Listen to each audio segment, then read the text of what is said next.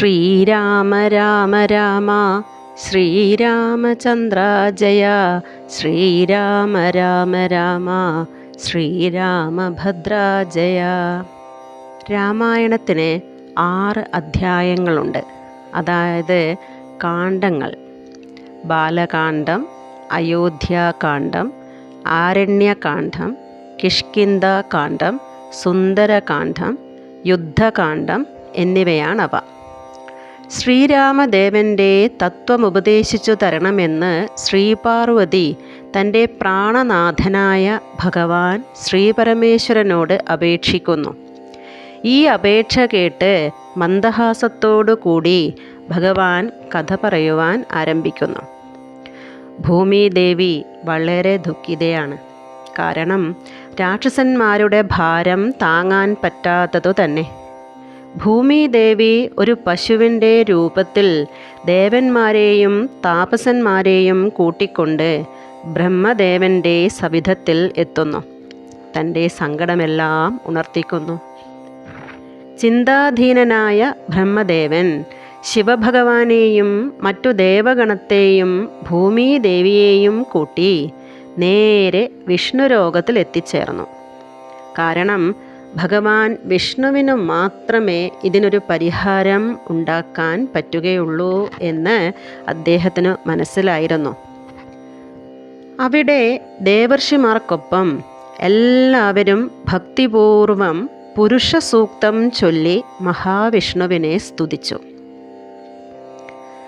ആ സമയത്ത് ഒരു 10,000 ആദിത്യന്മാർ ഒന്നിച്ച് കിഴക്കുതിച്ചുയരുന്നതുപോലെ ഭഗവാൻ അവരുടെ മുന്നിൽ പ്രത്യക്ഷപ്പെട്ടു. മുക്തന്മാരായ സിദ്ധയോഗികൾക്ക് പോലും കാണാനാവാത്ത ഭഗവാന്റെ സുന്ദര രൂപം അവിടെ കാണായപ്പോൾ പരമാനന്ദത്തോടെ ബ്രഹ്മദേവൻ അദ്ദേഹത്തെ ഇങ്ങനെ സ്തുതിച്ചു: പരമാനന്ദമൂർത്തിയായ ഭഗവാനെ, സാക്ഷാൽ സിദ്ധയോഗീന്ദ്രന്മാർക്ക് പോലും കാണാൻ സാധിക്കാത്തതാണ് അങ്ങയുടെ ഈ രൂപം. സത്യം, ജ്ഞാനം, അനന്തമായ ആനന്ദം എന്നിവയുടെ ഏകരൂപമായ ഭഗവാനെ ഞാൻ നമസ്കരിക്കുന്നു.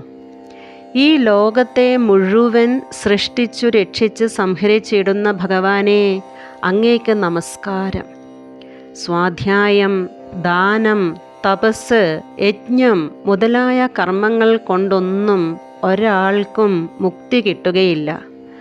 മുക്തിയുണ്ടാവണമെങ്കിൽ ഭഗവത് പാദങ്ങളിൽ അചഞ്ചലമായ ഭക്തിയുണ്ടാവണം. സത്വചിന്തകരായ താപസശ്രേഷ്ഠന്മാരാൽ നിത്യവും ഭക്തിയോടും ശുദ്ധബുദ്ധിയോടും കൂടി പൂജിക്കപ്പെടുന്ന അങ്ങയുടെ പാദപങ്കജങ്ങളിൽ എനിക്ക് ഭക്തിയുണ്ടാവാൻ കനിവുണ്ടാവണം. ഭക്തവത്സല, സംസാരമാകുന്ന മായയിൽ അലിഞ്ഞുകിടക്കുന്ന മനുഷ്യർക്ക് ഭക്തിയല്ലാതെ മറ്റൊരൗഷധവുമില്ല. മരണചിന്ത ഉണ്ടാക്കുന്ന ഭയത്തിൽ നിന്നും എന്നെ കരകയറ്റേണമേ.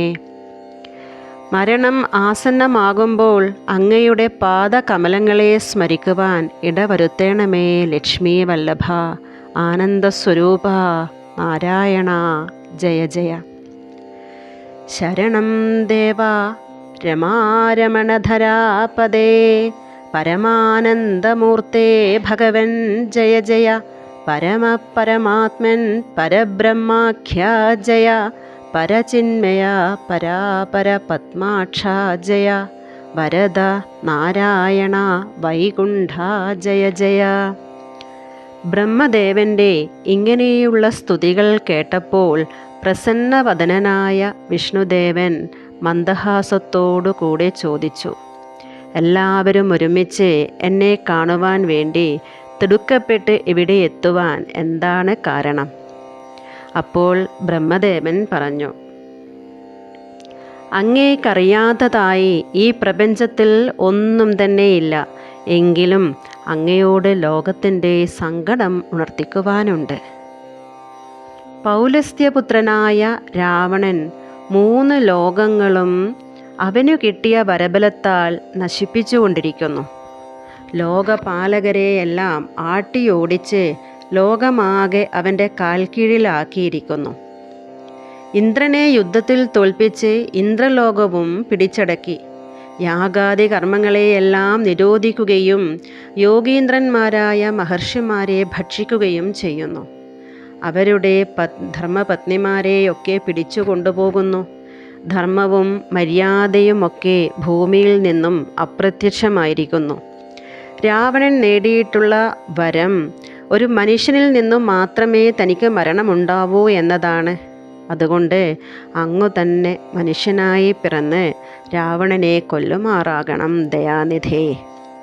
ബ്രഹ്മദേവൻ്റെ ഇത്തരത്തിലുള്ള പ്രാർത്ഥന കേട്ടപ്പോൾ വിഷ്ണു ഭഗവാൻ സുസ്മേരവദനായി അതിനു മറുപടി അരുളി ചെയ്തു. ഇത് നമുക്ക് അടുത്ത ഭാഗത്തിൽ കേൾക്കാം.